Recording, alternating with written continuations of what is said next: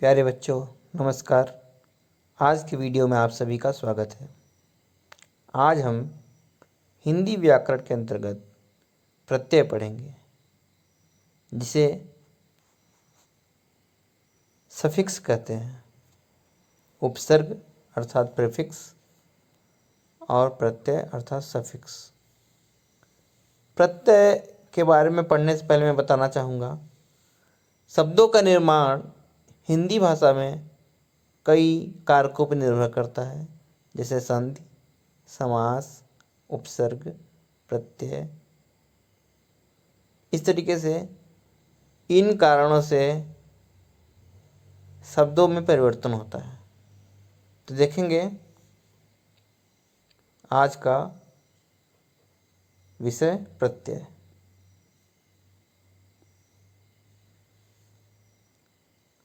प्रत्यय परिभाषा: जो शब्दांश मूल शब्द के अंत में लगकर नए शब्दों का निर्माण करते हैं उन्हें प्रत्यय कहते हैं।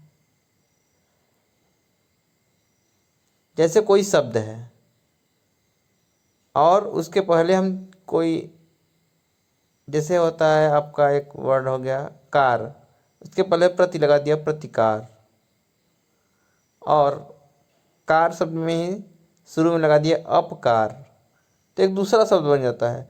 जो मूल शब्द है कार वो रहता है, उसके साथ दूसरा आप प्रत्यय उपसर्ग लगाएंगे तो दूसरा बदलता है। अब प्रत्यय के बारे में बात करते हैं। वे शब्दांश मूल शब्द के अंत में लगकर, यहाँ पर प्रत्यय जो होते हैं उपसर्ग जो शुरू में लगते हैं, लेकिन प्रत्यय कहाँ लगते हैं? अंत में लगते हैं।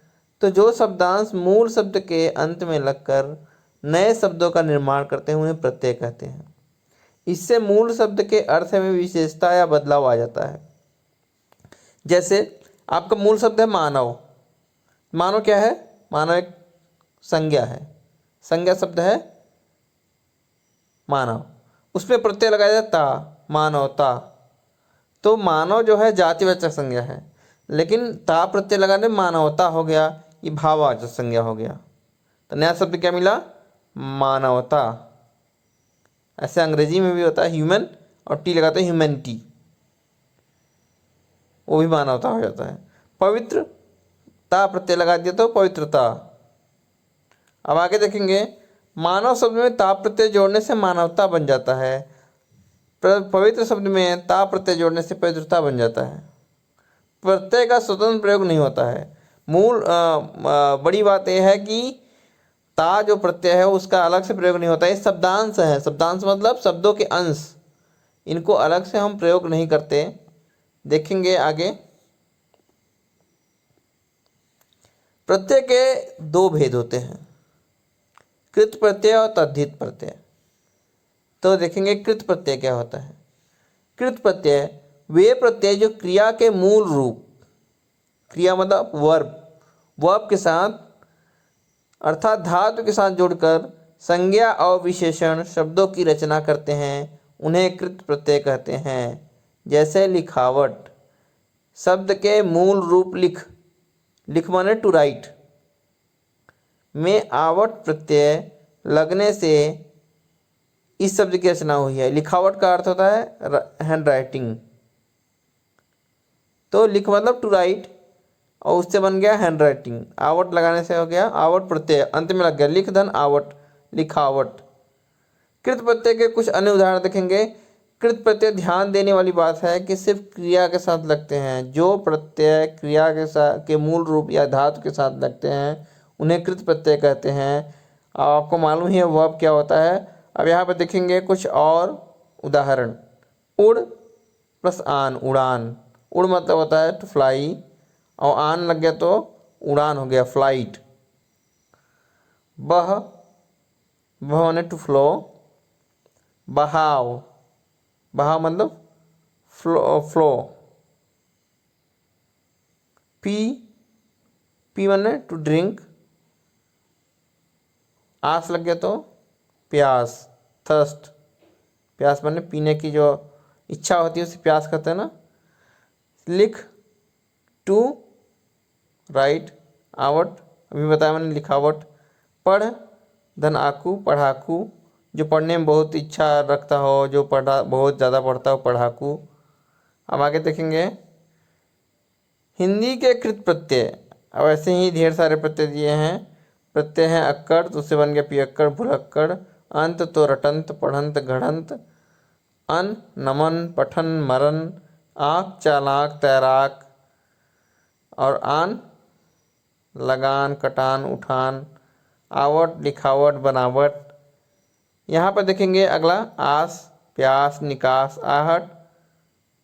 लास्ट में आहट आने पर मुस्कुराहट, घबराहट। ईयल से लास्ट में सड़ियल, मरियल, अड़ियल। या से बढ़िया, घटिया। ठीक है। अब बड़ी ई लगा है ई से, तो बोल होता है, बोल में टू स्पीक, बोली। हंस, टू लाफ, हंसी, लाफिंग। धमकी। अवती मतलब फिरौती, मनौती। संस्कृत के कृत प्रत्यय देखेंगे अन, जलन, भवन, नमन। अना कामना, भावना, साधना। अनीय लग गया तो पठनीय, वंदनीय। ऐसे शब्द जो होते हैं वो संस्कृत के शब्द होते हैं, उनका प्रयोग हिंदी में भी करते हैं। आ पूजा, इच्छा, विद्या, उक भावुक, भिक्षुक, इच्छुक। ता लगने पर क्या बन गया, वक्ता, श्रोता, विक्रेता। अब तद्धित प्रत्यय देखेंगे, दूसरा जो है तद्धित प्रत्यय। क्रिया के अतिरिक्त संज्ञा, सर्वनाम तथा विशेषण के साथ जुड़कर जो नए शब्द बनाते हैं उन्हें तद्धित प्रत्यय कहते हैं। ध्यान दीजिएगा, क्रिया के अतिरिक्त संज्ञा, सर्वनाम, विशेषण जो भी हो, किसी भी क्रिया को छोड़कर किसी भी सब मूल शब्द के साथ जो प्रत्यय जोड़ते हैं, उसके अंत में जब शब्दांश जोड़ते हैं तो उससे तद्धित प्रत्यय कहते हैं। जैसे भूख में आ जोड़ने पर क्या हो गया, भूखा शब्द बन गया। भूख जो है भाववाचक संज्ञा है, लेकिन आ जोड़ने से भूखा हो गया, तो क्या हो गया, विशेषण का बन गया, वो भूखा था, ही वॉज हंग्री। हिंदी के तद्धित प्रत्यय देखेंगे आ भूखा, भला, मैला। आई बुराई, भलाई, चतुराई, पढ़ाई, लिखाई। सब पढ़ाई लिखाई तो आपका कृत प्रत्यय में आएगा। यहाँ पर देखेंगे बुराई, भलाई, चतुराई, बड़ाई। आऊ में उपजाऊ, बिकाऊ। आर में लुहार, सुनार। आहट में मुस्कुराहट, कड़वाहट। संस्कृत के तद्धित प्रत्यय देखेंगे लु कृपालु, दयालु, श्रद्धालु। इत से लिखित, रचित, कथित। इक से नैतिक, पारिवारिक, धार्मिक। इल से जटिल, कुटिल, धूमिल। ये से मानवीय, भारतीय। यहाँ पे देखेंगे जो मूल शब्द है मानव और जो ये मूल शब्द है भारत, यहाँ पर वो शब्द क्या है, क्रिया नहीं है, उन शब्दों को क्रिया नहीं होना है।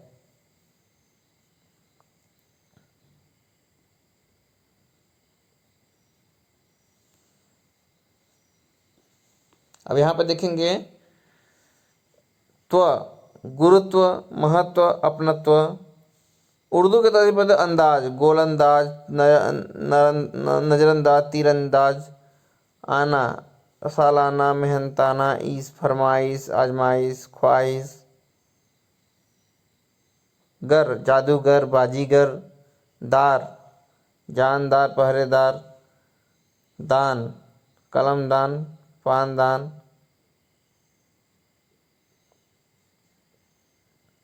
आगे देखेंगे उपसर्ग एवं प्रत्यय युक्त शब्द। अब ऐसे कुछ शब्द होते हैं जिसमें उपसर्ग भी जुड़ा होता है और प्रत्यय भी, दोनों होता है, तो हमको उपसर्ग भी जानना है और प्रत्यय भी जानना है। अब एक शब्द हो गया, मूल शब्द है ईमान, उसमें बे लगा दिया तो बेईमान हो गया। बेईमान मतलब जो ईमान की बात ना करता हो, जो ईमानदार ना हो, डिसऑनेस्ट। उसमें ई लगा देने से बेईमानी हो गया, डिसऑनेस्टी। मान हो गया मूल शब्द, अभी लगा दिया अभिमान हो गया, लास्ट में ई लगा दिया अभिमानी हो गया। कार मूल शब्द है, उपसर्ग अधि है, प्रत्यय ई है, तो अधिकारी। पठ मूल शब्द है, अ क्या है, उपसर्ग है, इत क्या है, प्रत्यय है। अपठित, अपमानित। इसी तरीके से देखेंगे अभ्यास के लिए आपको प्रश्न दिया गया है, पियक्कर शब्द में प्रयुक्त प्रत्यय है, निम्नलिखित में कौन सा शब्द। इसी तरीके से और भी अभ्यास दिए गए हैं।